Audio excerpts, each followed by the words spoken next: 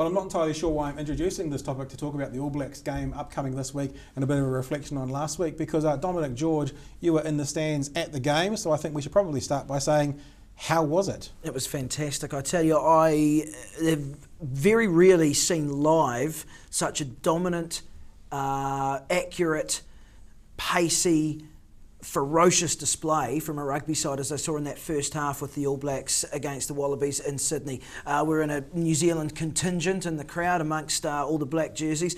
It was fantastic. So when we scored, basically the first 5 minutes sort of belonged to Australia. They got the early penalty, and from there, my goodness, the All Blacks just totally dominated them. Absolutely in every facet of the game. They were stealing line-out ball, they were stealing scrum ball, ruck ball. They're two key players that everyone talks about in terms of Hooper and Pocock. They were virtually non-existent in that game, and the cheering from, by honestly, the time the All Blacks scored like tries 5 and 6 or whatever it was, we were just sort of, instead of jumping up out of our seats and fist pumping and yelling, you're sort of just sitting back in your chair going, oh yes, very nice All Blacks, another one. Sometimes when you watch it on the screen, you get 10 metres by 10 metres, that's all you get to see. Yep. But the feeling that I got from watching it on the screen back here in New Zealand, because I didn't have the opportunity to travel internationally to see a game of rugby, was that the thing that impressed me most of all was the defence of the All Blacks and the rush defence. It seems every time a Wallaby touched the ball, there was 3 All Blacks on them. And that seemed to be the pressure that forced the mistakes, that forced the points. That's what it looked like on the screen. Yes. Was it like that live? Yeah, you raise a really good point there, because what happened in that situation was you would look at the, as you say, you can see the whole chessboard, so to speak, right? And there would be times where it looked like, oh, Australia's on here, they might have 3-on-1, and so they go blindside with a 3-on-1. Then all of a sudden, out of nowhere, these All Black players just read it, and they have the pace and the nous to be where they have to be in a split second, and thereby nullifying any attacking opportunity that Australia may have had. Those 50-50 ones, All Blacks snuffed them out with expertise. Michael Cheika has made the most obvious statement in the world, which is that the All Blacks are the biggest challenge of his career. Well, of course, they're the greatest team in the world, so of course they're your greatest challenge. Let's get some exact quotes from him. Michael Cheika has said this of the performance last weekend. The criticism from the performance last weekend is very warranted, no doubt about that, and when there's a lot of that talk in your head, you start to get weighed down by it. The players are feeling pretty terrible about it, so we've got to get them back up and into a situation where that's driving them to do something better this weekend.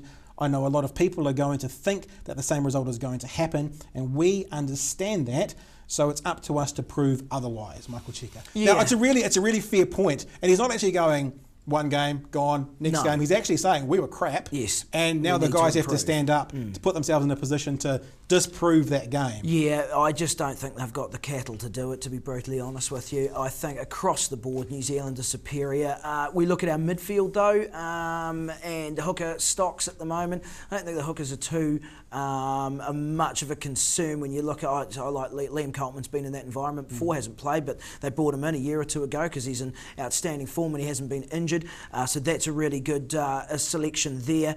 The midfield's going to be interesting. My suspicion is they may run Feketara at second 5 and Setatamani Valu at centre. I know against the Welsh he was good with the ball in hand, suspect on defence, but they'll be working on that with him. And I don't know if Anton Leonard-Brown will get the start. That's what I'd like to say. Or get in the mix. To be honest, Sir John Kirwan has come out in the last couple of weeks saying he thinks Ben Smith will be the centre at the next World Cup. The game is the team is announced tomorrow morning. Do you think there's any chance we'll see Bender at centre for this game? It's a really good question. I'm not sure they can, because Naholo's out. You're going to need outside backs. I can't see it for this particular test match. I don't say it's it'll be a factor down the line. I think Sir John Kirwan may be right, as much as it galls a lot of people that are fans of Ben Smith, A as fullback and B as an outside back.